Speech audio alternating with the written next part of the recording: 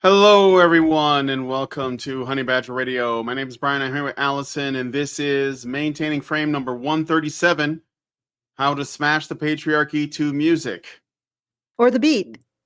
Or the beat, yes. Feminist dubstep. Yeah, well, it's just feminist whale music. It's just the same old... It's like, okay. It just sounds like every song now that a woman does. They all sound the same to me. So, but that kind of whispering, wailing kind of quality. Yeah, it's like that breathy, waily, like yeah, that stuff. Okay,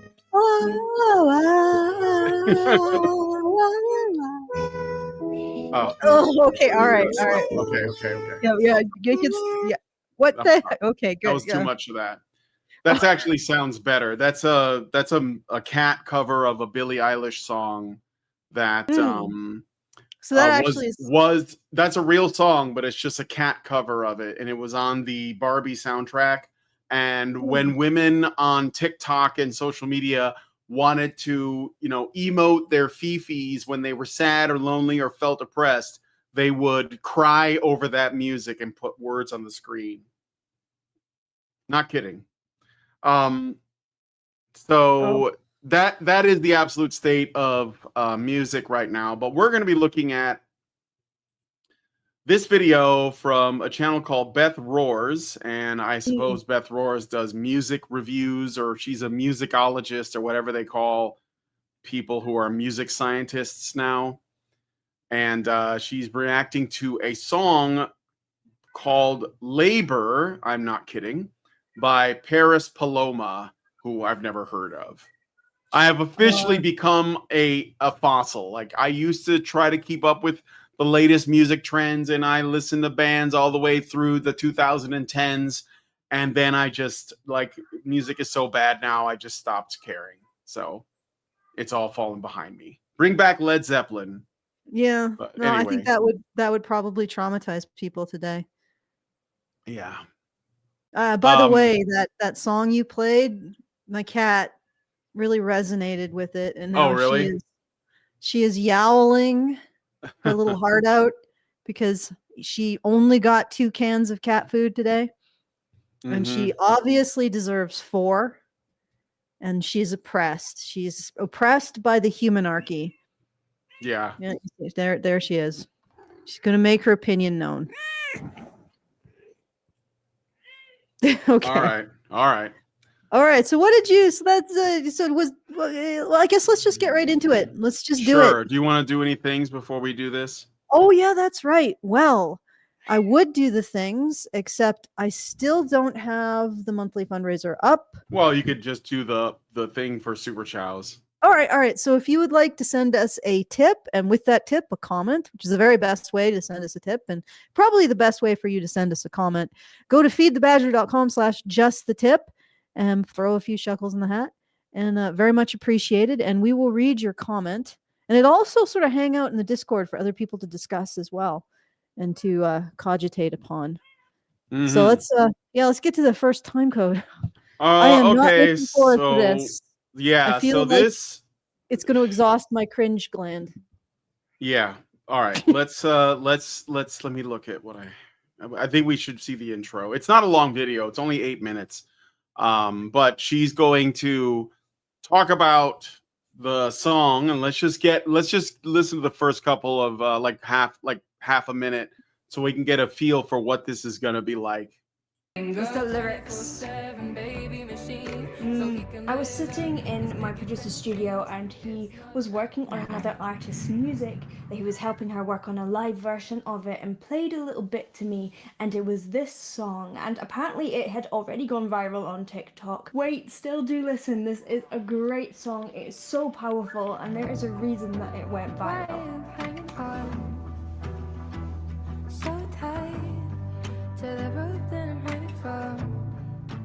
You see what I mean? Do you see what I mean? Like, all music almost sounds like this now. It's like, exactly this one, whoever this is, she's gonna get a job where she's going to do a breathy cover of a very popular song from the 80s or 90s, but it's going to be slowed down with a lot of like distortions, and it's going to have like you know what I'm like, this is like a thing that they do for all like new modern TV shows and movies. They just take an old song like Sweet Dreams or Tainted Love or something like that, and then they sing it really slow, and they have like some woman do it, and she's vocally frying all the way through. It's I could like make $1 million.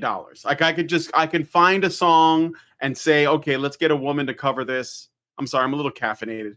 Let's get a woman to cover this and just like vocal fry all the way through it, and then we'll auto tune it, and I'll be rich. I swear. Yeah, I just played like 30 seconds, so we'll be careful. And you could also just get a really good filter, and you could be the Yeah, Allison, you dropped. Your audio cut out or something. I can't hear you. You got to fix it. There you go. Yeah. She's making it. You're breaking up again.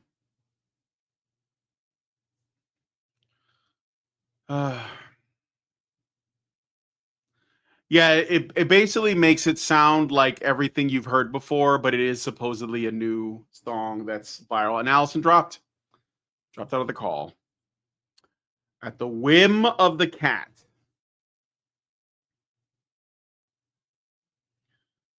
All right. Don't forget the segue into ancient Rome.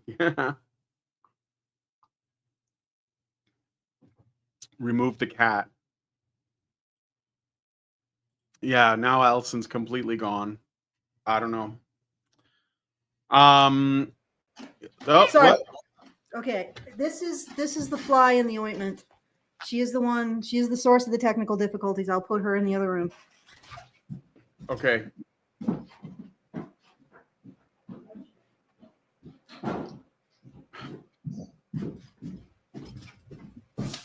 All right, let's go. Let's listen. Let's listen to some more. So defeated. This was an escape plan. Carefully timed it, so let me go and dive into the waves below. All right. So she's resonating with the lyrics, but I can barely make them out. Can you make them out? I went and looked them up to help us out here. Yeah, you want me to read the lyrics to you? Yeah, I think that's probably a good idea. It's just going to become a discussion of the lyrics. Yeah, verse 1, which we just heard, she says, "Why are you hanging on so tight to the rope that I'm hanging from off this island? This was an escape plan. This was an escape plan. Carefully timed it. So let me go and dive into the waves below." Deep. Okay. So let's listen to some more. Who turns the orchards? Who fixes up the gables? Emotional torture from the head of your high table. Who fetches the water? All right, so I'll read that again. Who tends the orchards? Who fixes up the gables? Emotional torture from the head of your high table. All right. Well, the person who most likely fixed the gables was potentially the groundskeeper, who would have been a man. The person who likely tended the orchard was probably an orchardist, also likely to be a man. So essentially, this song is stolen valor. Yeah. And even on top of that, like, she has to make a reference to, like, ancient times in order to make this point. Like, it's look, I don't know. I think that any woman who finds this relatable is just engaging in cope at this point. Like, I'm sorry, but you're not oppressed. You're not like you are not experiencing any form of labor, much less emotional labor. And I have no sympathy. I really don't care, Margaret, is basically my response to that. I really don't care. I'm going to get a pipe. I'm going to start smoking a pipe, I think. I don't care, Margaret. Just so I can hold it in my hand. I don't like that. First of all, if she was the lady of the manor, she probably wouldn't be setting the table.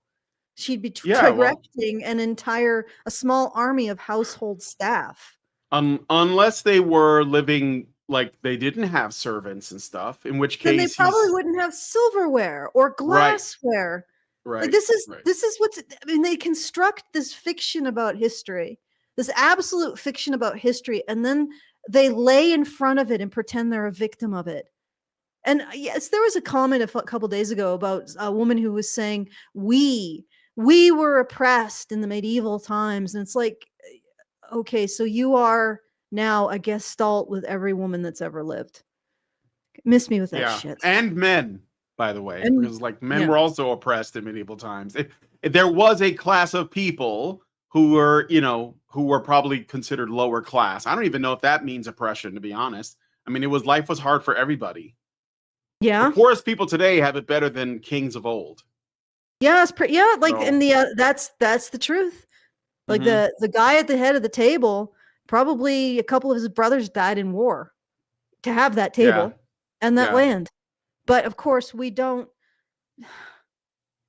This is just it's defeating, honestly. When I listen to this, when I see how upvoted it gets and how much is invested in this mentality, this distortion of history, and also this distortion of women's situation currently.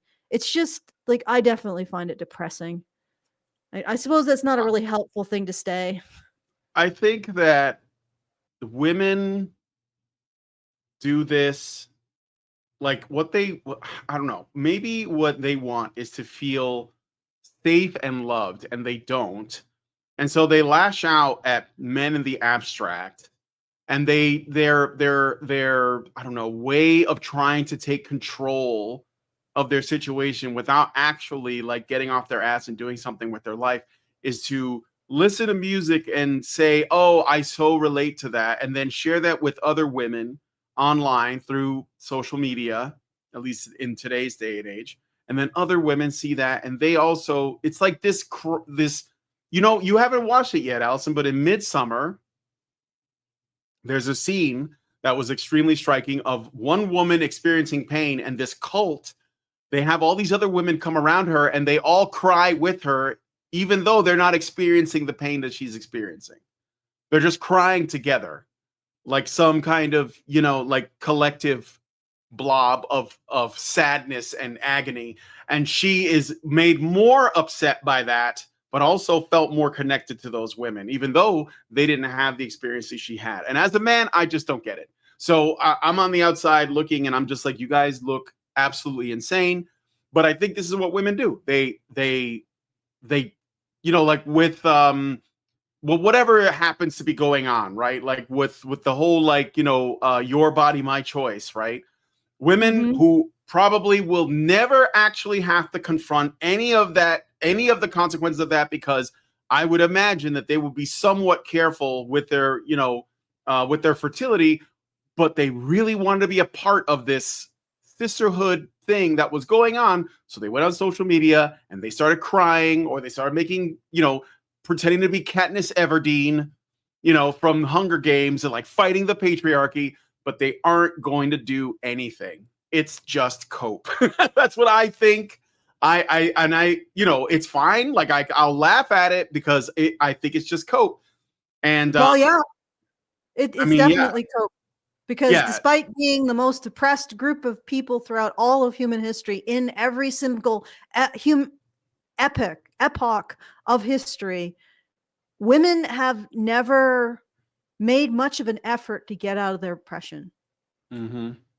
Like slaves had the Underground Railroad. They, in some cases, appealed to third parties like the North to end slavery. Spartacus led a slave rebellion. The Jews had, the promised land they went through hell to get to. And what have women done? Right.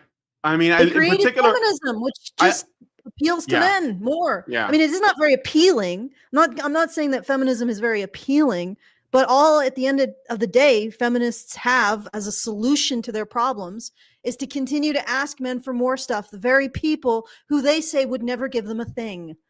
Mm-hmm. Like, and no, that is not the behavior of any oppressed group of people throughout history. no oppressed group of people directly asked the people who oppressed them for clemency or consideration. They had to build real power. They had to build financial power. They had to build connections with other parties that had a vested interest in destroying their oppressors to actually get anywhere. Or they had to pick up a sword. Or they had to flee into the desert and go to a place where nobody wanted the land and just eke out a living, right? But not women. Yeah. Most but God forbid, least God forbid, motivated to do anything about it. Yeah, God forbid a man put food on the table and the woman like cook it. Like, I mean, that's kind of like this, like, okay, I don't know. But again, I think this is just, oh, by the way, because this woman doesn't really go too deep into the politics of it. I mean, she does say this is like a feminist anthem and shit like that. But I decided to see what feminists on Reddit were saying about it. And I found a post, so we could read through it. It's Are Witches versus Patriarchy? Yes, a real place on the internet. And they have opinions too. So, but do you want to listen to more of this, or do you want me to read that Reddit? Let's thing? save the Reddit for after. Like, let's Yeah. move through the cringe in order of receiving it. Yeah, sounds good. Let's listen to some of this then.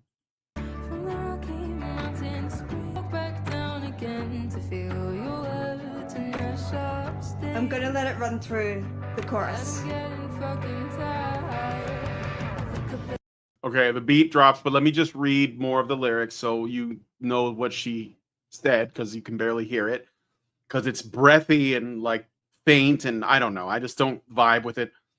Emotional torture from the head of your high table, who fetches the water from the Rocky Mountain spring, Not you, and walk back down again to feel your words and their sharp sting, and I'm getting fucking tired. Ooh, she dropped an F-bomb, guys. She really means it. So, I don't know. Those what are the you all lyrics. fighting against? And why are you so ineffectual at it? Like, women have had how much power, how much spending power, how much discretionary income, how much access to land, and all you've freaking done is sit and whine.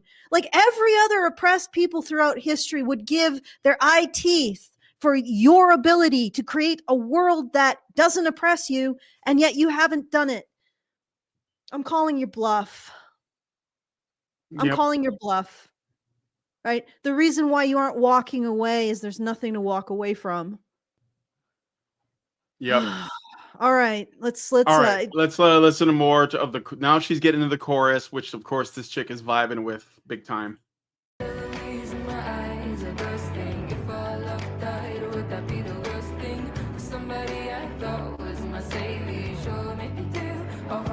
I love the high. All right, so the lyric is, just so you know, the capillaries in my eyes are bursting. If our love died, would that be the worst thing? For somebody I thought was my savior, you sure make me do a whole lot of labor. That's what she's saying. Again. Are you realize that life is work, right? Yeah. What do you think life is supposed to be? Life is suffering. Go ahead. You have to do, like, there's no way around it. Do you think that the creatures in the field don't actually have to make an effort to exist? It makes you do a lot of labor. And this is your big oppression. Okay, so why was your big freedom doing labor in jobs? Like, this is the thing. Like, you setting aside the absolute bullshit that this is historically, you were freed to labor in a job, right? You were freed from homemaking, which in the 50s, as I've said multiple times, went from something that was 12 hours a day, 6 days a week, to about 3 hours a day, 5 days a week. So it was a part-time job because of all of the labor-saving devices that men invented and your husband would have bought for you because he prioritized your free time. All right. You were free from labor. for the first time in human history. And again, women have never forgiven men for that. Mm-hmm. They have never forgiven men for that. They called it a prison.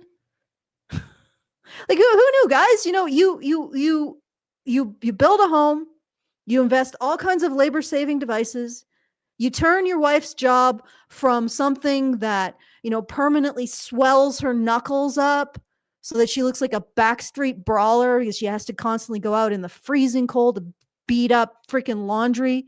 You know, she has to do her own wood chopping to get heat. She has to make tallow candles if you want lighting. She has to can, and if there is canning, she has to preserve all the food. You take that job that probably took a 19-year-old girl, and by the time she hit 25, she looked like she was in her 50s. You took all of that. You removed it from her life.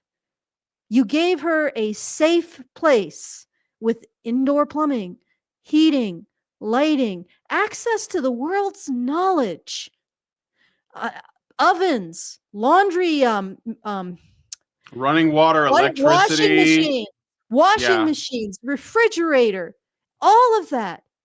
This to absolutely completely remove almost all of the labor of a home, to the point where men could actually live without a housekeeper now. That's the other thing that we don't talk about. Before, men would need a housekeeper because a house had to be kept. It wasn't something that you couldn't batch in the past. But anyway, you did all of that, gave it to your wives. 2 generations later, you still haven't heard the end of how horrible you were. Honestly, if we could go back in time, the beginning of the Industrial Revolution, I would tell men, do not make the washing machine. Do not make the dishwasher. Do not make the oven. Do not make the refrigerator. Let them continue to labor because they won't appreciate it. Yep. Well, that, you know, yeah, like I was saying, they're just cosplaying victimhood. Like, it's their favorite thing to do because it gets them. Most of this is not for men. This is for other women.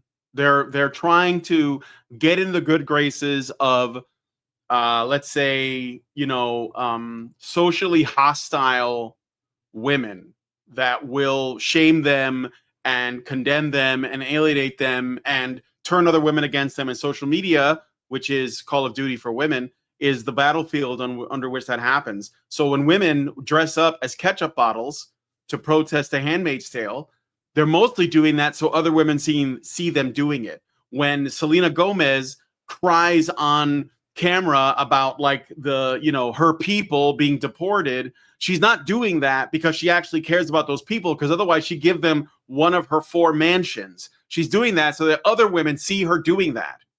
And so she's like, look at me, I'm one of the good ones. It's literally the male feminist does the same thing for women's appeal, right? And these women, they're cosplaying victimhood. They're not actually in danger. They know that they're not in danger. They know that they can safely protest because men won't actually do the thing to them that they claim that they're afraid of men doing to them. It won't happen. So, well, men won't even tell them to shut the hell up. This is bullshit. Yeah, men won't even make them shut up, right? Well, I guess men and Pearl are starting to do that. Yeah, they are. But then, like, the women, I think the reason why they're hostile towards, you know, like the men who call them out or women like Pearl, is because they're afraid that this, you know, they're not afraid. It's another opportunity to double down on that fake victimhood, that cosplay. So that's what I think. Anyway, about this. I was thinking about the mentality behind all of this, and I actually have had a sort of a close brush with a woman who very much embodies this kind of mentality. And it occurred to me, listening to her and listening to chaos she sowed around her, that she doesn't perceive that she exists unless she's a victim. So it's like she permanently lives in a state of darkness, just complete empty darkness. Like, she screams and nobody hears. She moves around, nothing really changes. You know, it just complete void. And then there's these moments where she can light a match and she has a little bit of heat and warmth, and it's when she's a victim. And that's this mentality. This is the lives they live, these women. The only time they exist, they have a little bit of heat and light and warmth in their lives, is when they're a victim. Nothing else of them exists because they disavow it. I mean, if you make a choice and it has a negative consequence, well, that was the patriarchy, right? Mm-hmm. But if you make a choice with a positive consequence, then really that's still the patriarchy, because the patriarchy didn't intervene to make you make the negative choice, right? So everything of you that exists outside of simply receiving the actions of others doesn't exist. You imagine that, Brian? Imagine waking up one day and you can recognize none of the consequences of your actions. And the only time you exist as a person is when you perceive, or you can perform victimhood. Mm-hmm. Imagine living like that. No, I can't. No. Well, I can imagine living like that because I got a great imagination, and I can tell you it fucking sucks. Yeah, I bet. And as much as I've dealt with to oppose that attitude and that way, that enforcing that mentality on women, and I have gone through a lot of shit over the years, and I'm finding out more and more why. Apparently, we're on multiple lists, but regardless, no matter what happens, I would rather live with this kind of, I don't know if I want to call it prosecution, but, basically just rough waters, shall we say. I would rather live through the suffering that I have than live as that. Ugh. I mean, it's not real victim. It's like porn for them. No, but it's like, I know it's just like porn for them, but you got to realize, imagine you don't exist until you're a victim, or you can perceive. No, I mean, perform. Think of all that you lose, Brian. I mean, I can see it. I get it. You would basically lose all of the worth of your life. That's the life they live. That's the life this woman is living. I mean, we think, oh, wow, she's just she's enjoying being a victim. She only exists when she is a victim. Like, she has nothing else. And this is what I've been seeing. I mean, some of them, I suppose, have a few perception, like a dim perception that their actions, that they also exist as actions in the greater world. But when I was, like I said, when I observed one of them up close, I realized that there is nothing in her life but victimhood. Mm-hmm. Nothing. No strategy for herself as a person except victimhood. It's like a life without color or light. And it's why they're becoming increasingly, they're in a death spiral in which they're becoming increasingly miserable. Like, it's accelerating. The misery of this women is accelerating. And it's, I don't want to say it's sad, because Karen would say they have made their bed, they lie in it. But it's certainly nothing that I would want for myself. Pathetic is the word that comes to mind for me. And I think that they're missing out on so much. Yeah, right. They're missing out on existence. I wonder if they believe somewhere in their mind that they don't deserve to be happy. Like, they don't deserve good things to come into their life. So they just wallow in their victimhood it's like, at least I'm being seen this way kind of a thing. And that's not me saying that out of sympathy. I just think it's pathetic. And, they're adults. So, yeah, I mean, at some point you have to accept the choices that you've made. Yeah. I'm just saying, good God, girl, I would absolutely not live that life. Okay, let's move on. Let's listen to more of the song. I octave.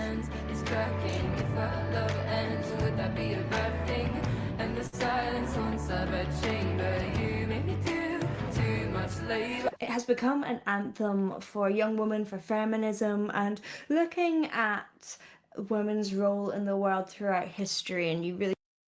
Okay, let me read the last of those lyrics in case you didn't understand them. You make me do too much labor? Yeah, okay, so it's like the capillaries in my eyes are bursting. If our love died, would that be the worst thing? For somebody I thought was my savior, You sure make me do a whole lot of labor. The callous skin on my hands is cracking. If our love ends, would that be a bad thing? And the silence haunts our bedchamber. You make me do too much labor. Why does the silence haunt your bedchamber? You're not putting out? And he's getting like he's you're not interested. or yeah, or you seem to be creating your own problems, and you, instead of like figuring out solutions, you just sort of like you just, oh my God, it's so hard. Why are you being so awful a husband? I'm not doing anything to make things better. I'm not even asking questions. I'm not trying to communicate. I'm just over here with callous hands, because obviously I'm not an actor in my own life. So yeah, this is an anthem of feminism. I guess Well, you're right. Why don't you invent stuff to reduce your labor? Yeah. Oh shit, men had to do that. Good grief. Yeah, all that freedom that women had in the 50s, starting the 40s, 50s, 60s, all that freedom. And this is what they constructed. They could have used their free time to invent new forms of art or philosophy or mathematics, because they were not excluded from libraries. Instead, yeah. wow. Yeah. Okay, let's keep going. All right. So this is for feminism. You see it in the music video as well here. I think the lyrics are very visceral and very understandable and very strong. I love all the alliteration in it, calloused hands cracking, things like that. They're very, very onomatopoeic. You really, really can live within that imagery, which is really, really beautiful. How she uses her... What is wrong with women? Why? Like, I don't get it. Like, I love music. And I've heard some great lyrics, but I've never sat there and said, oh my God, my soul is entering the body of the guy singing the song. I'm just like, yeah, that's catchy. I don't know. I don't know. I don't get it. Like, it's like they want to like mind meld with people, like they want to feel their pain. Like that's what their desire. I don't know. It just, it just makes me cringe. It just makes me cringe. I'm still confused by the logic. Who do you expect to do the labor? No, I mean they don't. Like it's I'm sure what he's talking about is women's idea of rights comes down to something that they really don't want, but they think they want, which is ultimate comfort.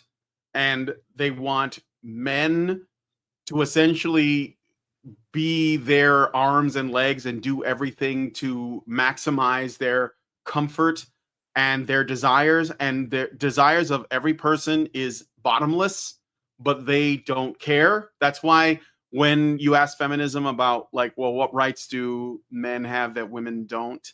And they'll bring up some bullshit like, free this or this kind of service or this kind of basically men's labor, right? Like I want to be able to walk home in the middle of the night and feel safe. Well, what does that require? Well, it requires good men to do everything in their power to make sure that you're safe so that you live in a bubble where you don't even know that there's like threats out there in the world, right? Well, or if you, go ahead.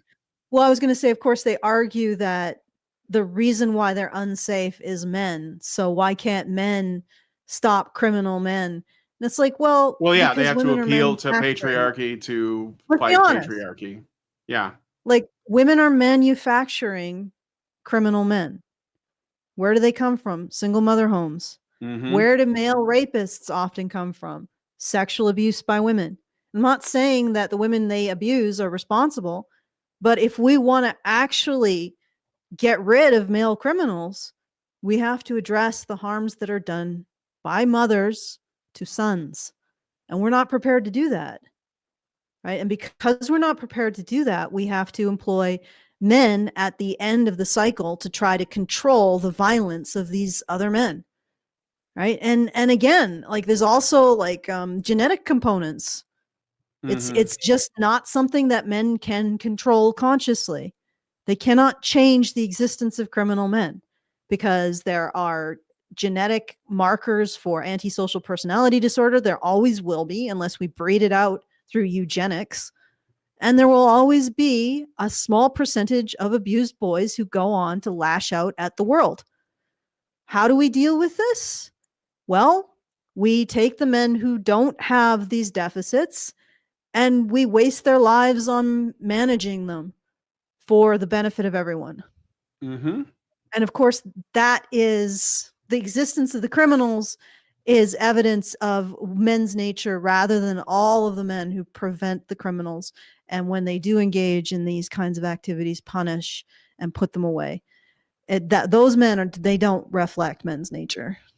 All right. So let's sorry for Yeah, it's interrupting. okay. I got another. No, it's okay. I got a super chat. Let me just check to make sure we didn't miss any super chows. No, we didn't. From Albatross, who gives us $5 and says, one of the lyrics was something like, I thought you were my savior, but you make me do labor. You were a feminist, but you dependent on a guy rescuing you.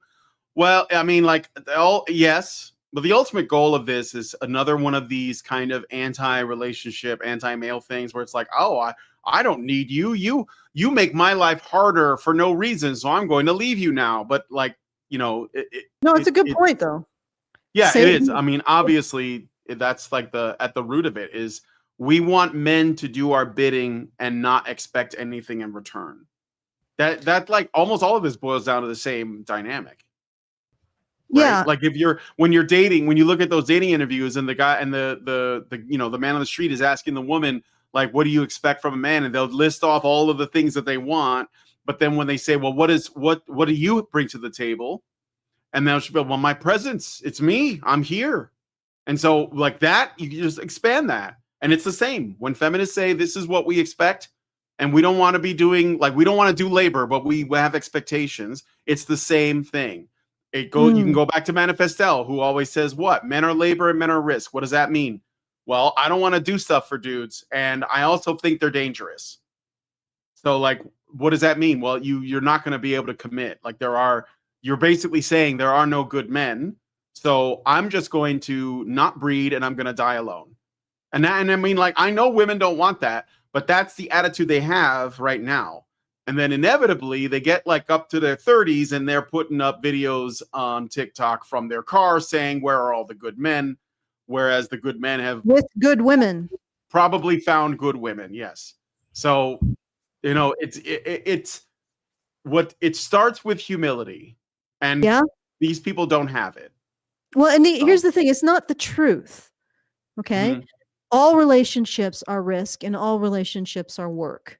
And in fact, when women end up dating other women, they discover that other women are more risk and more labor than men. Okay. And I mean, I remember that. I don't know. Did you bring up this anecdote? There was a female doctor who ended up, pursuing a relationship with a woman, and the woman made less than her. And because she made less than her, she automatically assumed the female doctor would foot the bill for everything. Mm-hmm. And she even, amazingly, she even treated this woman much like a man. She would say, well, you make more, my time is more valuable. So you have to, you should be the one who's paying. And stuff like that. And it's like, yeah, you're getting the male experience. Men are expected to do the labor in courtship. And then for some reason, we think that the gender that expects to have the labor done in courtship isn't going to resent doing the labor necessary to build a life with another person. This is what's really funny about it all. Like suddenly we're supposed to believe that women who expect to be served in courtship, when they get into a relationship, set that aside and become the hard, done by partner who's doing all the work. I don't buy it. I don't buy it. I think that what's really happening is you go from a courtship where a man is doing literally everything. Don't do that, guys. By the way, don't. Because the honest to God truth is you do literally everything in a courtship and she has no sense of reciprocity. As soon as the necessary work of a relationship starts or building a life starts, out the door like a rat out of the aqueduct. She's going to be starting to stalk her ex, right?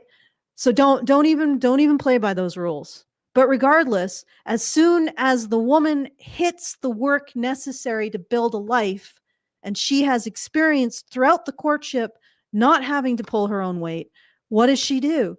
She starts to think that she's being taken advantage of. Yep. Yeah, this is the thing. Courtship is to demonstrate at most that a man will provide for you when you are incapable of providing for yourself, which is taking care of children, gestation, lactation, taking care of young children. It's not in order to show that the man is going to haul your ass from A to Z for the rest of your freaking life. And that's what this song is about.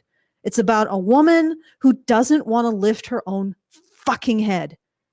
She gets no sense of pride, no sense of self from doing for herself. None whatsoever. All she gets it from is victimhood and getting other people to do things for her. And it's sad, and you cannot have a relationship with someone like that. I hate saying this, but wait for AI and relationship bots. I'm going to call them girlfriend bots, because it's not sex bots at this point. It's someone who can at least emulate a sense of gratitude, fair play, and reciprocity. All right, I'm done my little rant. So let's keep going. Let's play some more.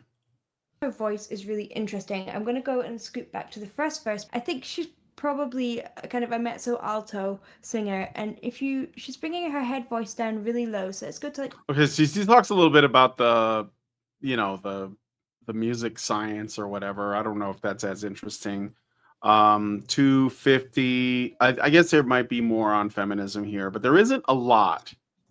26 seconds in. And dive into the waves below. Who tends the orchard? The orchard. It's quite hard for me to stay in head voice that low. Who tends the orchard would be an easier thing for me to do as a slightly higher voice. It sounds like someone who has sat by herself in her room and sung with her guitar, not too loud so people can't hear next door. And it means that then she's mic'd it really, really close, and you get all the sounds of her mouth and the movement. It's very precise, very small. And then when we get into this chorus, let's have a look. There's a big... All right, I'm pausing it there for the banana. I got a super chat, a Rumble rant from NovaFan21, who says, I hope these insufferable women get even more insufferable and then get surprised when men refuse to put up with them. They would ironically create their own Handmaid's Tale. Well, yeah, I mean, that's been going on for a while. There are ways that women take themselves out of the dating pool, and it's usually because they're delusional. I don't know what else they're delusional about. Like the way, first of all, they don't treat men like human beings with their own flaws. What was that? That was me. Oh, you sounded really weird for a second there. Okay, sorry about that. I was just fixing my like moving things around here, in my little nest of wires. Yeah. Okay, so, well, yeah, that's and the unrealistic thing is they want to like have a man crawl into their skin and live their life for them. It's like, that's not what a man is for. It's for companionship. It's to have an extra pair of hands when you need something done. It's to build a life together. It's not to totally take over the entirety of your agency and breathe for you. He makes me do too much labor. He doesn't breathe for me. He doesn't shit for me. Right. Women have been liberated right out of like reality. Like they can't even perceive what they're they're so liberated. They don't even know what life is. I think it's actually a really tragic thing. They need a wake-up call. They really do. Because, I mean, it's either going to, like, the thing about it is that suffering is inevitable. And the longer you put it off by, like, trying to, like, avoid it or protect yourself from it or whatever, without actually confronting it, the harder it's going to be. And, I mean, like, some people are going to get through it and they're going to be better for it in the long run. But I don't have a lot of hope for some of these women that live in these bubbles, because they're completely like living in a different reality. It's so safe for them, and they're so free that they don't know how bad it could get. I mean, people in Germany are figuring that out, but I mean, like, yeah, Western women, they think that it's the worst time to be alive right now. And it's like, are you kidding me? So, well, I mean, maybe it's the worst time because they feel like life is pointless. But you're constructing that by not allowing your actions to have meaning. Yeah, I mean, whose job is it to make your life have a point? Yeah, exactly. And I think maybe that's the fury they have towards men, is that men can do everything but make your life have a point. You have to do that for yourself. And actually, men can't do everything. But that's part of what confuses me about these women. It's like I would want to do, like when she says, "You made me do too much labor." I'm like, well, what kind of labor does he make you do? Because some kinds of labor are really worth doing, and when you take responsibility for them, you grow. Yeah, Right? I mean, you have to take baths and cook yourself meals, and Presumably, you have we're not talking put your about clothes on, take out the trash. Maybe you live alone. You should know how to do those things. This is what I'm saying. Like, why is it that, for example, these female dating strategy types that will say that like having a man is a problem because the men are not doing things around the house, they're not sharing in the housework, or they're not doing their part of the housework. And it's like, yeah, but if you lived alone, you'd have to do those things too. So Yeah. like, what are you talking about? Like, do you live in root in your own shit, and you don't take any trash out, and you don't go to the bathroom, and you don't put on clothes, and you don't shower, you don't wash your hair, you just sit there and just like shit yourself and then starve to death because nobody fed you?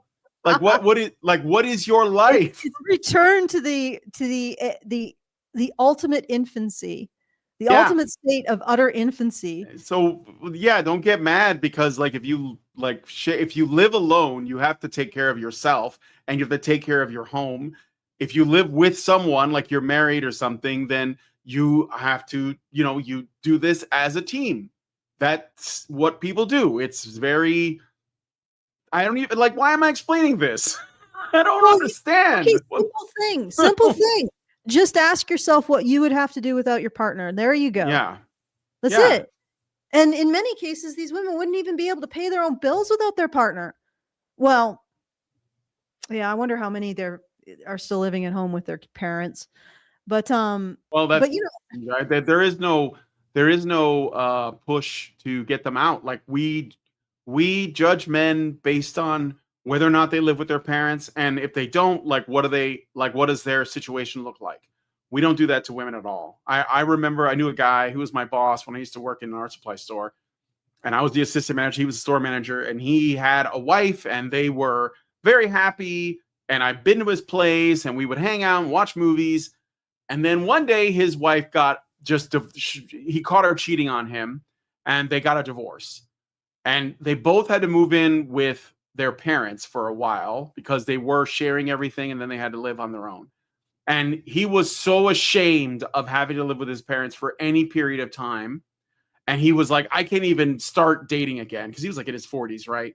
I can't even conceive of like going back out there and dating again until my situation changes. And he was right to think that. But his ex-wife, no problem, found a guy right away. Lived at home with her parents. Why? Because men don't do that. They don't hold women to those standards. Maybe they should. Maybe that, if we want like something that it looks like equality, maybe men should start saying, do you live at home with your parents? Do you like live in your mom's basement like a loser? Maybe they should. Maybe that would be here. This is actually a very unique time period because men would have held women to those standards in the past. Do you have a dowry in this? Yeah. Do you know how to keep a home? Do you have other skills in terms of being able to buy and sell? Like what will you bring to a household, to a potential household? Because I'm not just marrying a lump. That used to be a conversation people would have about building a relationship, building a marriage, building a family. They don't do that anymore. It's just basically incredibly one-sided. This is the first era in which women I think the equivalent have to answer the question. Right. What do you bring to the table? Okay. Yeah, continue. Yeah. Well, I was gonna say, what the equivalent of this today is probably the single mom. And I mean, like that's sort of like the parallel. It's like essentially you have failed at life, or at least you're struggling, and your situation is a red flag. So a woman with kids from a previous man or whatever, irresponsible with her fertility, is, I guess, the closest thing to a guy who is a failure to launch, that's like stuck at home. And even then, that guy can change his situation, you know, if he like puts his mind to it. The woman might be in a worse situation because it's like those decisions should have been made before. But I think it's the closest thing. I mean, you know, and the thing is that men will wife up single moms. They'll do it. So it's not even even then the men aren't like as dismissive. So anyway, do you want to listen to more? Yes. Of the music analysis? Okay. Drum underneath, which makes it really tribal, but she is going lower and warmer rather than higher and bigger.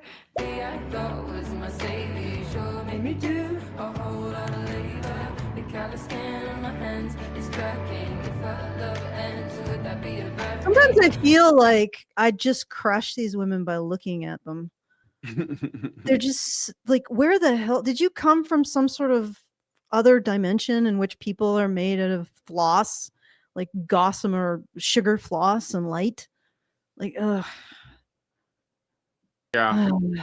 I got a super chow. Great Indoors gives us $10 and says, if you would look at Halsey's music video Girl is a Gun, yes, the artist HBR reviewed previously, the one with Trent Reznor, or Last Dinner Party's music video Feminine Urge, they both feature women in 18th century dresses in mansions having some sort of a mental breakdown. Life is greater than art, is greater than life, etc. Or maybe he means to say life imitates art, imitates life. Also, if you go on the website allmusic.com, a website I frequently visited in the past, it now has an article up talking about the importance of queer representation. Last new music I thought was in 2011. Well, last new music I bought was in 2011. I'm mainly interested in reissues now, but then again, Biovinyl and Brick Wall remastering has put a dent in that as well. So that was a lot. Is he the one who sent this in? No, he's not. That was Richard. Oh, okay. Well, yeah. The thing about the 18th century dresses thing, I think there's like, I don't know, maybe I'm wrong, but I think that women, they want, when they want to make a statement, but they also want not just like a political statement. It's not really political so much as just whining, but they want to make a whiny political statement, but they also want it to look good. So they have this, they're drawn to this Victorian stuff like big time, right? They love it, even though they think it's like the worst time to be alive. Well, I mean, after the modern days. So, and I think that the 18th century thing, it's like I said, like, it's just so easy. If you think about it, I think women are kind of attached at the hip to culture, and whatever culture is doing, like television, movies, whatever, they will make it their personality. They'll like make that their identity. So, you know, if everyone's watching, like, I don't know, whatever's on Netflix, there's probably like period movies and shows that take place in Victorian whatever with like black queens and whatnot. And then the women will watch that and they'll love the dresses because it's all about the costumes and stuff and the drama. And then they'll use that aesthetic to say something else that they think is really important, even though it's just lame. So I don't know that I would like put that much stock into this image of a woman in an 18th century dress having a mental breakdown, because I mean, she could just be wearing a t-shirt and jeans. She just thinks it's more, right. It's cooler. It's just like, oh, I like the aesthetic, right? So but ultimately, her complaints is simply that he makes her do too much labor. You thought you were going to be saved from labor. Yeah, in a Victorian dress, right? Don't you want to do for yourself? Like, don't you want to feel like you're part of something, that you are like you're a partner in something that you're building? Like, why is laziness the ultimate being saved? Okay. All right. I guess we'll listen more. Yes. I love that syncopation on "If Our Love Ends, Would There Be a Bad I'm not really Thing?" interested in her opinion. She's got such a good sense. Syncopation is, what does it say? Rhythms that accent or emphasize the offbeats. Okay. rhythm. She's got such a good sense of rhythm. That warmth is a really different way of doing it. Normally you rise up into the chorus, she's coming back down and being warmer and then layering those vocals, so you do have. So yeah, I mean, most of this video is really just her analyzing the music itself from like a, just purely like mechanical perspective. Which, I mean, did Richard Bier watch this video? Yeah. Because I don't know if I missed something. I could jump ahead to the next thing. Well, maybe he'll give us a time code that he was in particular. I think it's just the analysis of the music itself. I have all the lyrics right in front of me. I could just read Okay, them. let me just ask something really quick. Does at any right. point does she say, "Oh, these lyrics are awesome," and they really evoke the feeling of being a woman in whatever, whenever, however? Does she ever say that? Oh, I watched it, but I thought that after this, it's just like there isn't much. She kind of gushes over the song and doesn't really make any political statements or anything about the lyrics. Just the technique that this singer is using, from what I remember. So, yeah, sure. Let's just go through the lyrics. Real Raven is saying this is about music production. Why don't you react to the music directly? Well, I don't know that that's what we're supposed to be doing. I think we're talking about the lyrics. Yeah, you realize that we'll get yeeted if we do that. Yeah. I don't want to tear down music producers that are good at their job. I mean, like I said, she made a boneheaded comment about feminism, but like everybody who does usually makes a boneheaded comment about it. So yeah, you have to sort of grade on a curve when it comes to feminism. Yeah. Most people aren't as deep into the swamp as us. They're not quite as hardened, certainly not as much as me. Like 20 years of seeing feminists marginalize male victims has made me very hardened, shall we say. But I mean, yeah. People are saying that she's not like misandrous, but like I said, she does say this is an anthem for feminism and young women. And I'm not saying that means that she hates men, but that means that she does co-sign feminism, which is co-signs on it. At the end of the day, like, I mean, she hasn't obviously been, I don't think she's an activist per se. And we haven't really called her out.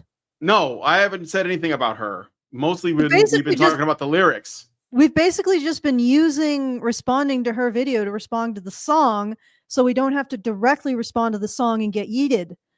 See how we're being sneaky? All right, but we can read some lyrics and we'll respond directly to the lyrics just to speed this up. Do you want me to read the lyrics? Okay, well, I got them right here. I also have the Reddit that we could look at as well. But oh yes, right, definitely. so we'll definitely do some Reddit. Yeah. Oh, and also, guys, if you do want to support us, I did just get the fundraiser up, so it's feedthebadger.com/support. And actually, Great Indoors, are you suggesting you would like us to go through a song? If so, then just send me a link. I don't know about playing music videos. Playing music videos is not something that we really can do. Yeah, because that's what he said. Take a look. People like this can get away with stuff. We get away with nothing. Yeah. Nothing. Like, yeah, because we're being ridden by an entire alphabet soup worth of agencies. Yeah. Okay. Yeah, I don't have a look. The music itself, it's not my cup of tea. Like I said, it's all starting to blend together. I think the general quality of our culture is in decline. I'm not saying that no one can make anything good, but like the stuff that tends to the stuff that tends to rise to the top. I didn't watch the Grammys yet. What was it the other day was the Grammys. I didn't watch them because I don't watch award shows anymore. I haven't for many years. But I would not be surprised if all of the music that was like that won or was nominated was something that I couldn't get into, because I haven't really heard anything new that's good in a while that's popular. So, but anyway, all right, lyrics. So here's the bridge. This came after the last set of lyrics I read. All day, every day, therapist, mother, maid. So now, okay, so this is more about labor stuff, right? Nymph, then a virgin, nurse, then a servant, just an appendage, live to attend him, so that he never lifts a finger, 24/7 baby machine, so he can live out his picket fence dreams. It's not an act of love. If you make her, you make me do too much labor. Wow, that was like a real mother load of crap right there. Let me put it on the screen so you guys can see it. So this is the bridge.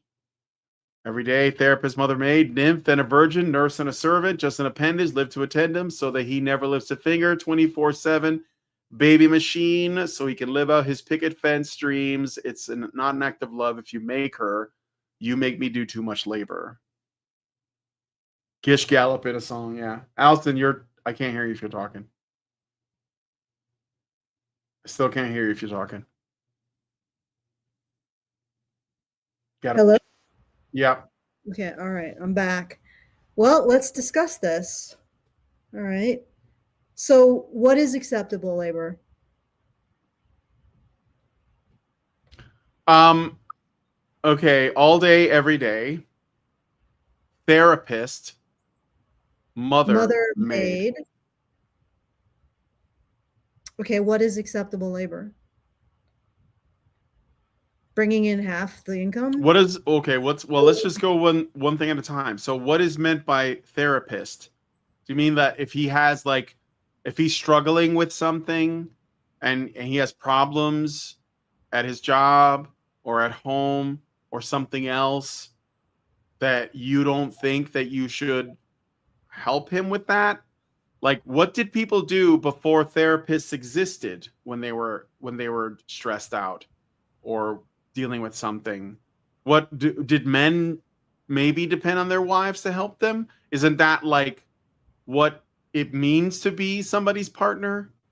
Well, they might go down to the pub and talk to their, friends, but we can't do that anymore because pubs were forced to be mixed sex. They could have gone to gentlemen's clubs. Nope. They could have. I mean, if you don't want to do this labor, then you have to allow men the space to do it. I mean, do you love him or not?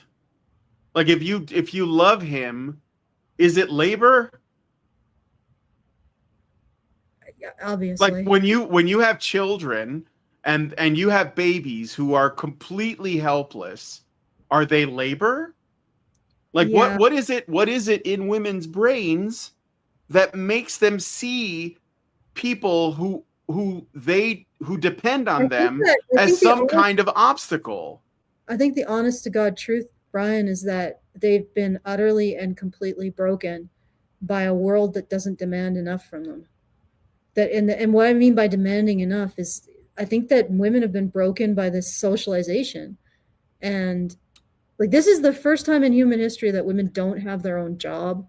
They don't have their own skills that are recognized, like spinning and weaving.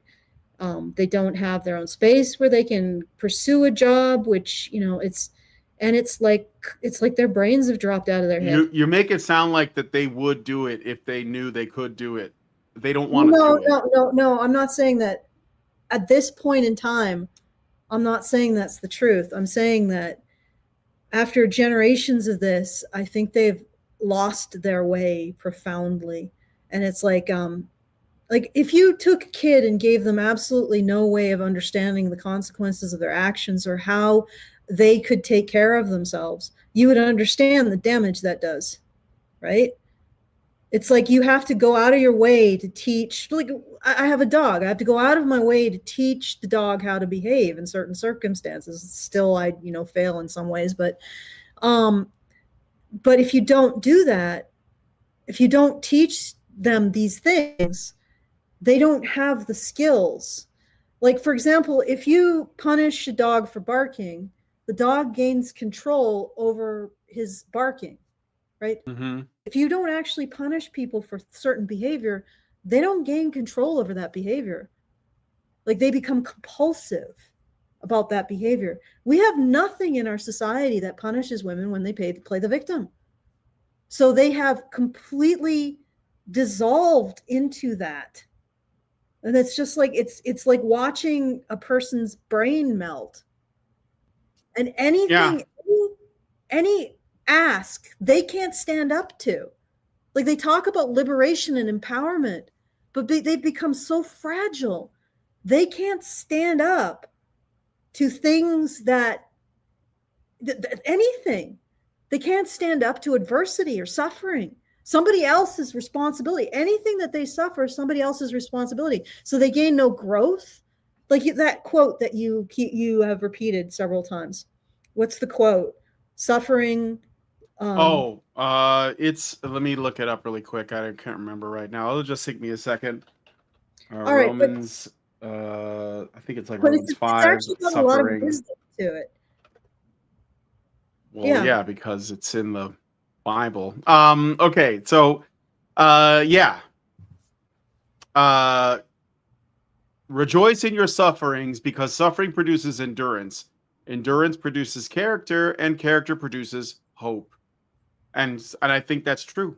I mean, I've been through a lot, and I think that it's like, you know, after cancer and having to flee the city and everything else, and Lindsay sticking by me through the whole thing, which was absolutely humongous. I think that it's put me in that position of I don't get black pilled, you know? So yeah, but think about it. We've tried to remove all of women's labor, all of women's suffering, and they have developed nothing in the way of endurance, nothing in the way of character.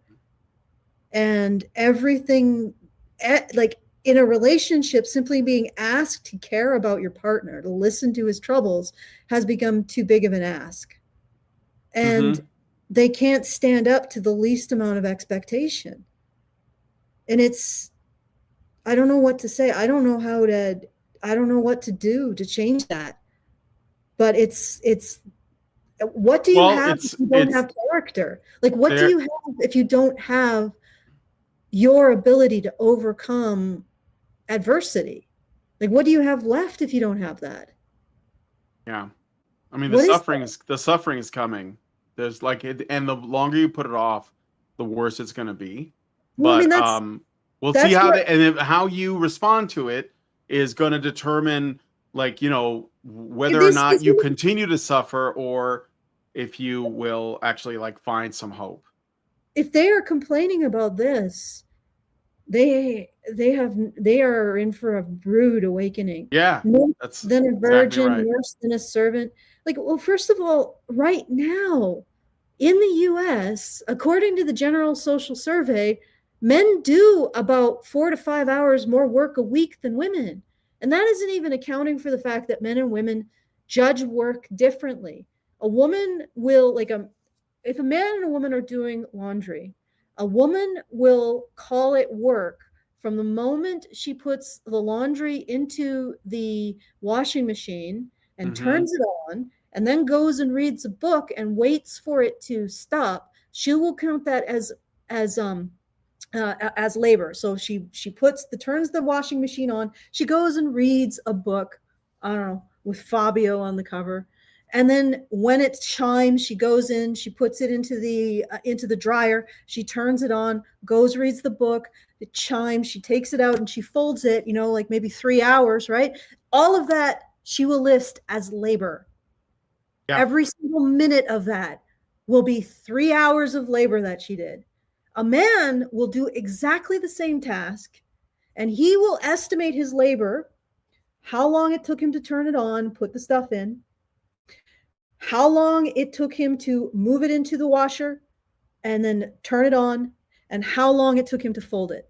So 3 hours of labor that a woman will say that she did is like 25 for a man. So you got to imagine the General Social Survey has women saying, well, I was doing laundry for 3 hours on Sunday morning. And a man is like, well, I was doing laundry for 25 minutes Sunday morning. So how much does that actually distort the picture when it comes to men and women? We don't know. And these are questions that are not asked, that are not accommodated. But we do know that at the very least, men do 4 to 5 more hours a week. Okay. And if you're going to include mental labor, what about the it's not a nail mental labor that men are expected to do? Right? Yeah. what I mean, women will call Well, it men are never women's therapists. That doesn't happen. What about, are you kidding? Like, are you okay? Here's an example of a one-sided relationship. My husband's mother comes over and lays out all of the drama, all of the stuff going on, and he doesn't say the same back. And this is what I see constantly. And this is not considered emotional labor because men don't see their relationships with women in the same way. They're not constantly sharpening their pencils and saying, well, I listened to you for approximately 13 and 16 seconds. That is 13 and 16 seconds more than you listen. You know, they don't do that. They just see something that needs fixing and they do it. You know, they see a woman with a nail in her head and her saying, well, it's not about the nail. And they have the emotional labor of biting their tongue and saying, well, how does the nail make you feel, dear? Right? And what about the emotional labor that men do during conflicts? Because conflicts, relationship conflicts, are actually more anxiety inducing for men. So they have to be able to manage their anxiety more than women do because they have more of it. Is that considered emotional labor? Like, well, let's get down to the nitty gritty. Let's do a real audit of who is doing what in relationships. I think that women would be quite surprised. They would be vastly shocked at what men are actually doing in their relationships. How little men lean on them for their emotions. We don't even study that, though. No, we don't. We don't even look into honestly that. study it. We just indulge in this idea that if women are asked anything, it's too much. And the funny thing is, I know why we do this. Because this is what generates guilt in men. And guilt in men generates investment in the system. Right? Women are guilt dispensers. They just vomit out guilt, and that's their purpose in life. And it's destroying their mental health. It's destroying their sense of self. It's destroying their sense of purpose in life. Yep. You know, and that's what I say when I say that it's like this kind of corruption. I don't think women are like this outside this kind of social corruption, Brian. I mean, after all, 100 years ago, our grandmothers people were like, oh, you should have the vote. And they were like, no. So obviously they had some kind of wisdom or understanding. Okay. And they did vote, like women predominantly voted conservative up to the point where this whole like propagandizing this entire propaganda, like they took pages out of Nazi Germany propaganda against Jews, segregationist propaganda against Black people, you know, the Ku Klux Klan propaganda against Black people. And I'm not going to get into whether or not it was accurate, okay? But they took all of those visual tropes. Feminists took all of those visual tropes and applied it to men, subjected women to generations of this kind of propaganda, and this is where we're at. Mm-hmm. I don't know why we did this to ourselves, but here we are. Maybe I do. Well, a little. I think there's another. Yeah, that's a whole other show. But all right, so the lyrics. All right. So nymph, then a virgin, nurse, then a servant, just an appendage, live to attend him, so that he never lifts a finger, because men don't work. 24/7 baby machine, so he can live out his picket fence dreams. It's not an act of love if you make her. You make me do too much labor. All day, every day, therapist, mother, it's the same thing. So that's the bridge. How does he make you? You know, his thrall. It's the thrall. We're back on that. I don't know. Doesn't say. Doesn't matter. Men do that. Men do this to women, and you're crazy for questioning it. Well, it seems this is sort of critical for me. Like, I would like to know how this happens. Oh, I know, but they have no interest in answering that question. I would like a good and reasonable argument for why I should give up my sense of responsibility and consequences to my actions in my life. Because as far as I can, it's like I've got this little hoard of gold, and the feminists are like, you don't need that. I'm like, no, I think I do. I think you're going to have to give a better argument to me before I give up my resources to you, feminists. All right. So then they do the chorus again. So capillaries in my eyes are bursting all day, every day. Therapist, mother, maid. If our love died, would that be the worst thing? Nymph and a virgin, nurse and a servant. So it's basically the whole thing is about labor. And we've already read. So if I go to this Reddit, so let me share this with you guys. They're basically gonna this is the feminist interpretation of the song, which is kind of on the nose anyway. So it's not like there's a lot to it. From Sonic Witchcraft, or at least this is I'm sorry, I don't know how to read it, so because I avoid that place like the plague.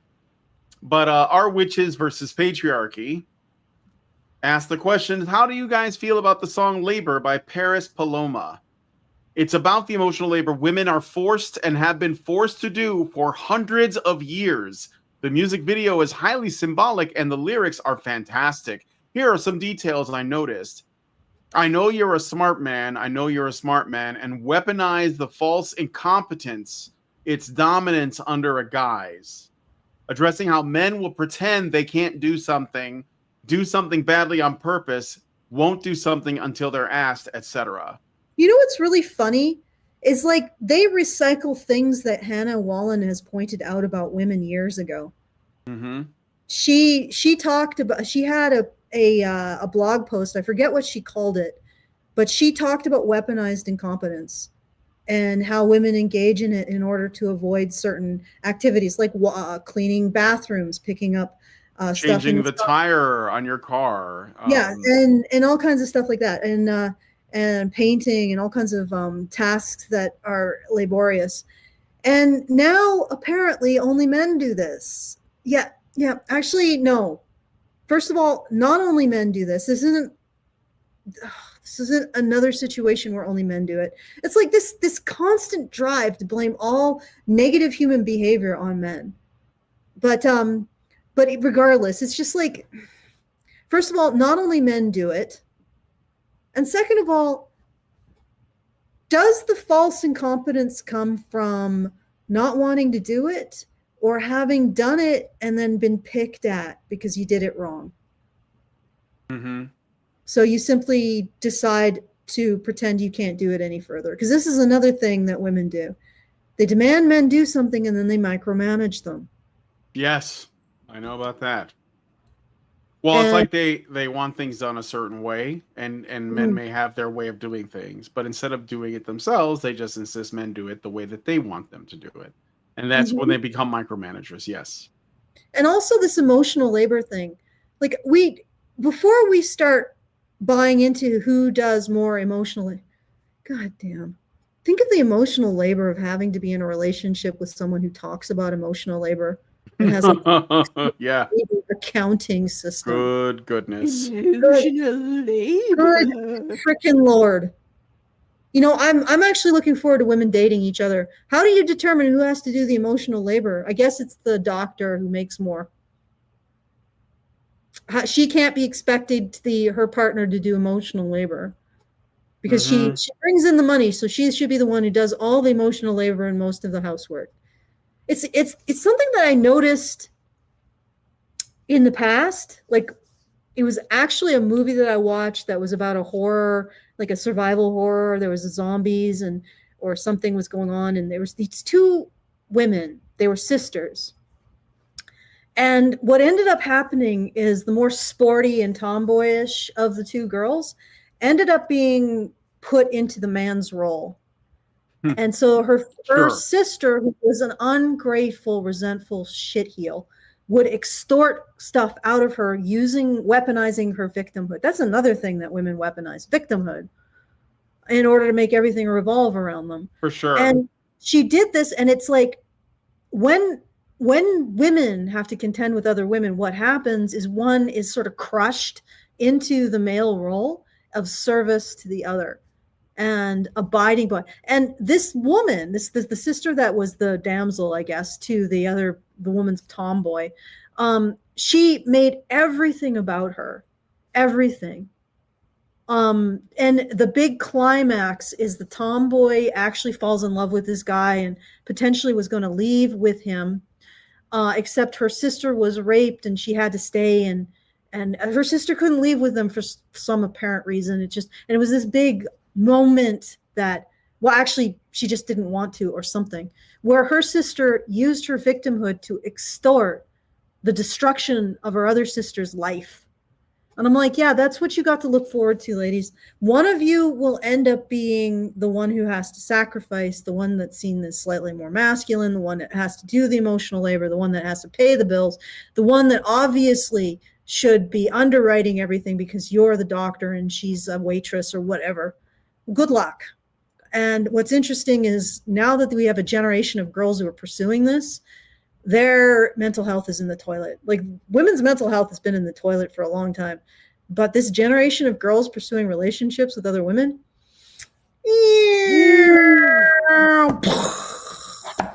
in a generation, they you know that Bill Maher joke about lesbians.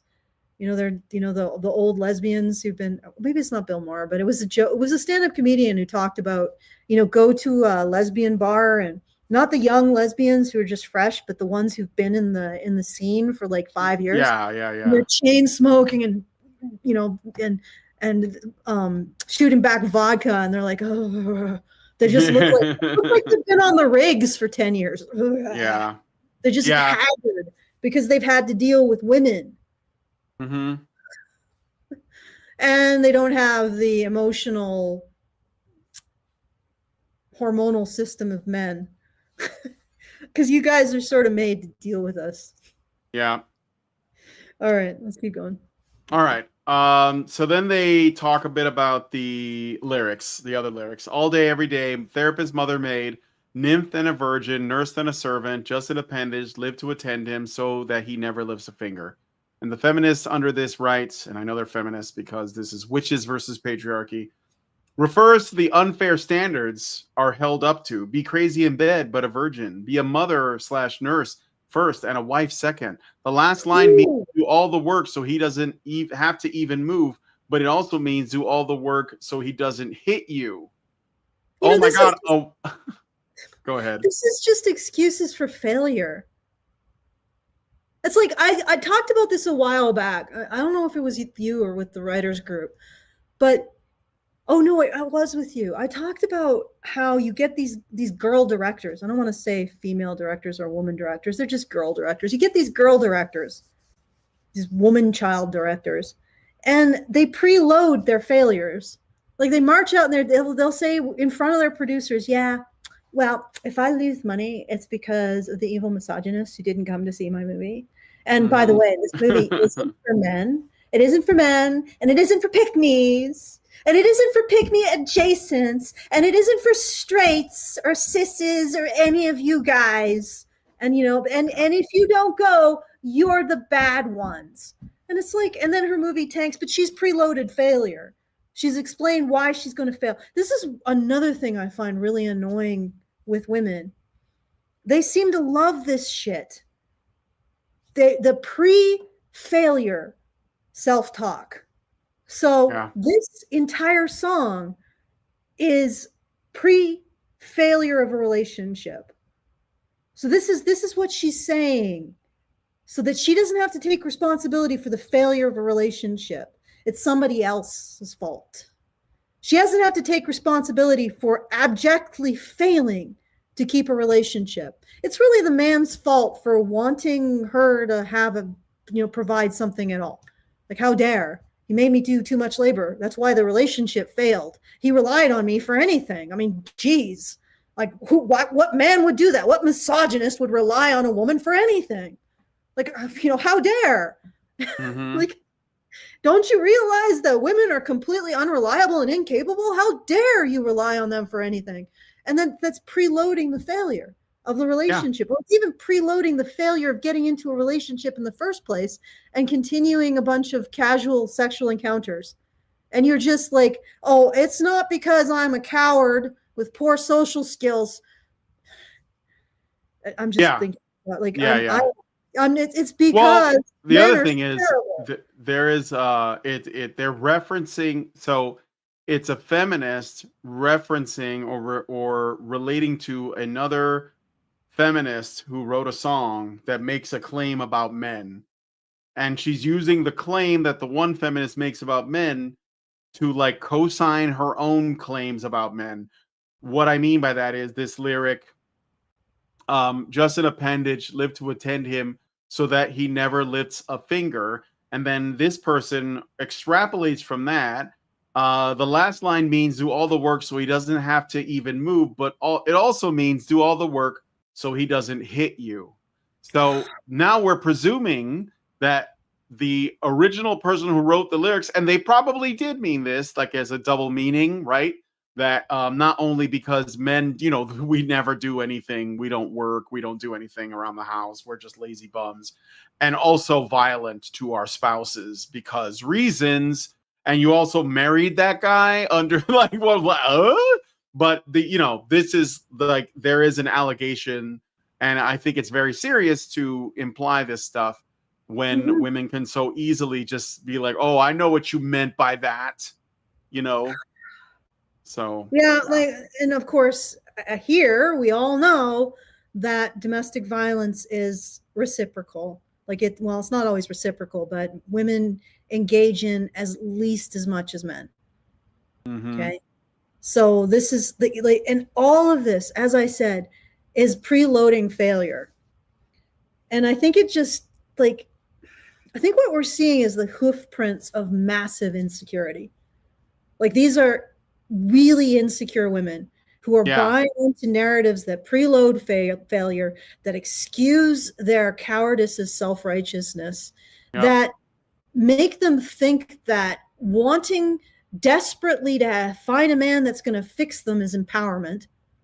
Like, and that playing the victim is independence. It's like, this is such a ball of mental fuck. Where do you start? Like, where do you start? Okay, the SSRIs speak. I got a Rumble rant I should read really quick. I'll be right back. All right.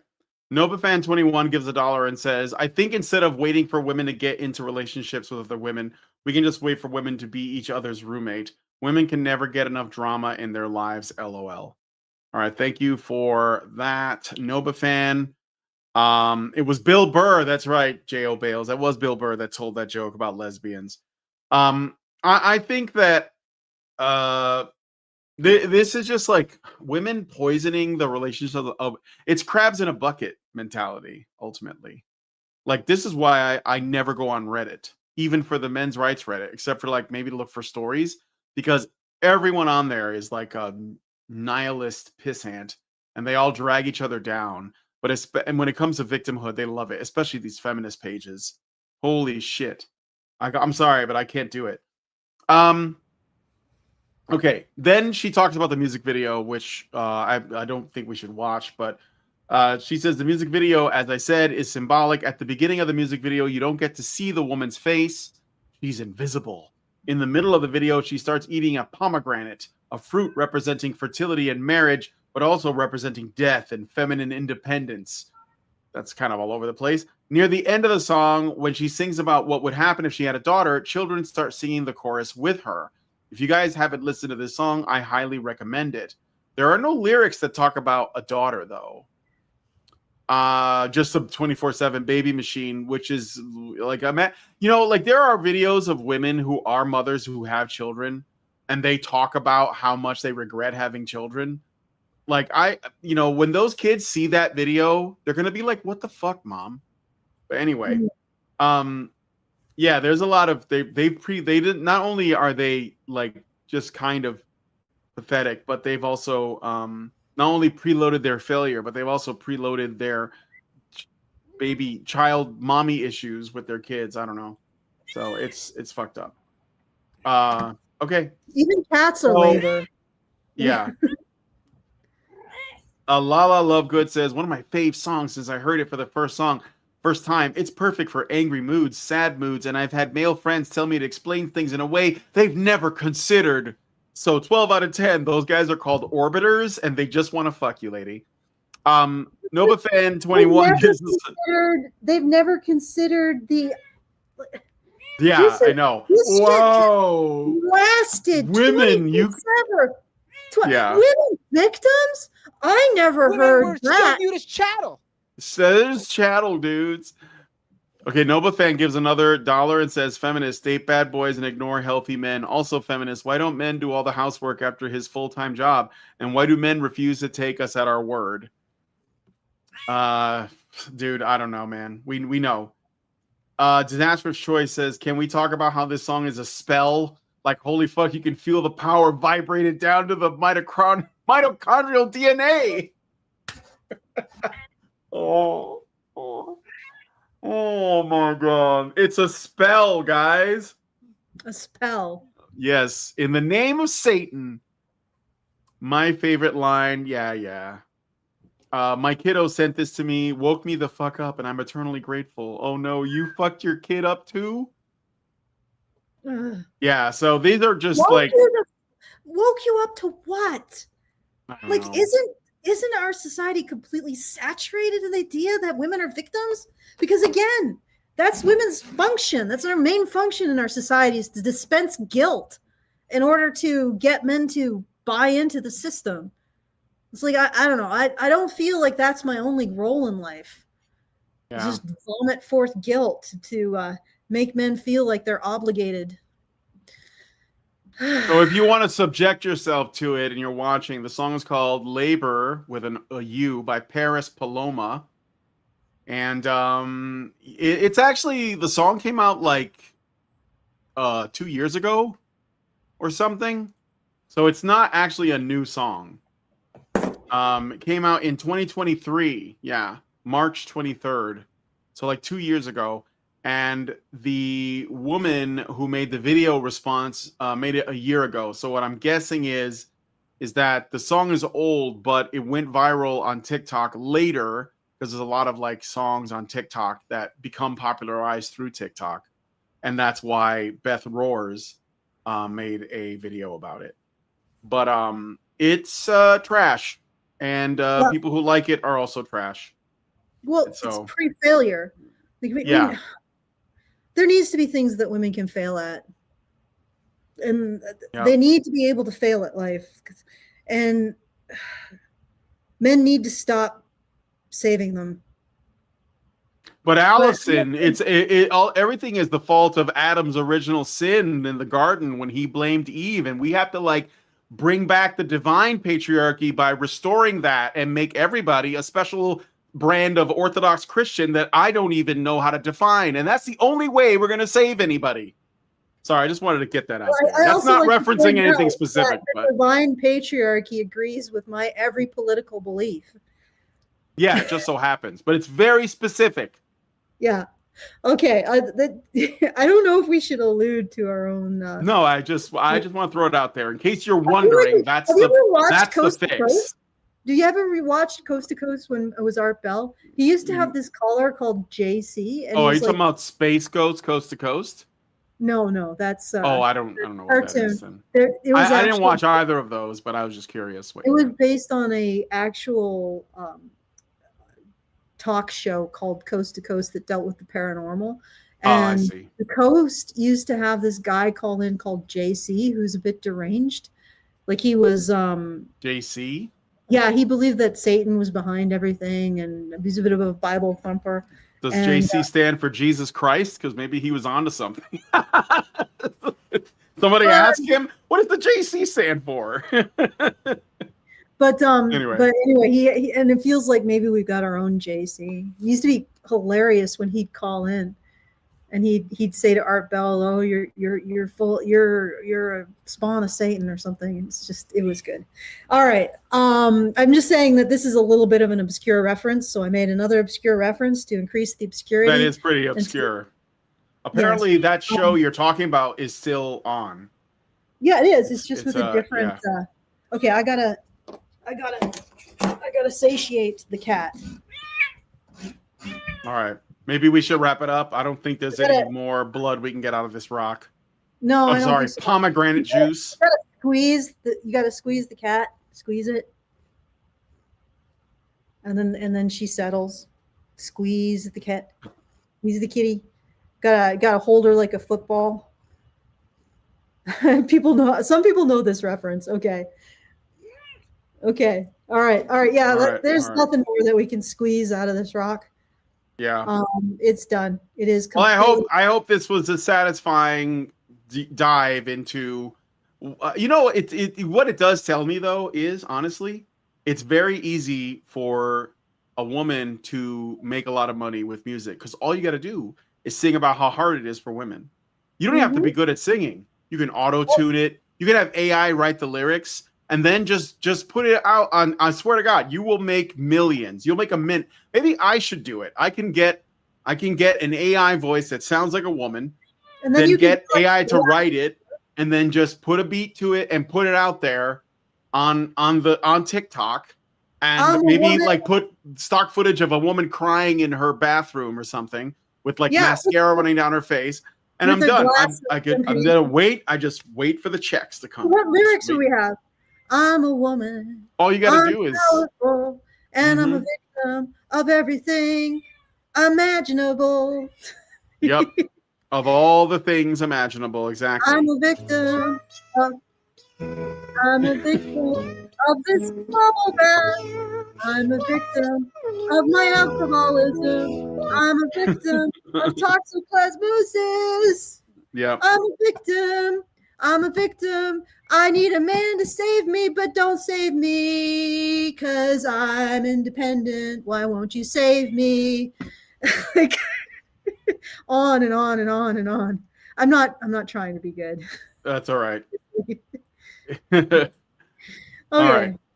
Yeah, I think all right. So if you enjoy this show, you want to send us a message and a tip, or a tip and a message, you can go to feedthebadger.com/justtip and send us a few shekels and whatever comes to mind. Maybe send us lyrics for the anthem of the terribly oppressed woman who is totally empowered by her oppression. Right? Send us the anthem and we'll read it on air. And if you want to support the show, that was a big sigh, Brian. Well, no, I don't know. Yeah, I'm sorry. I hadn't breathed in a bit, so. If you want to support the show, feedthebadger.com/support. Thank you for Richard for sending this in. Very much appreciated. And maybe we'll do some more songs. Maybe not. I don't know. Seems like this is big sigh territory for Brian. Not big sky, big sigh. All right. Yeah. So back to you, Brian, for what you want to do. That's cool. If you guys like this video, please hit like, subscribe. If you're not already subscribed, hit the bell for notifications. Leave us a comment. Let us know what you guys think about what we discussed on the show today. And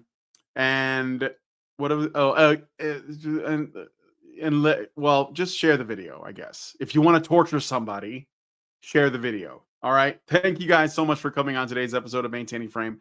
And we will talk to you guys in the next. Men's rights activists are machines, dude. Okay? They are literal machines. They are talking point machines. They are impossible to fucking deal with, especially if you have like a couple dudes who have good memory on top of that too. Holy shit, you're fucked.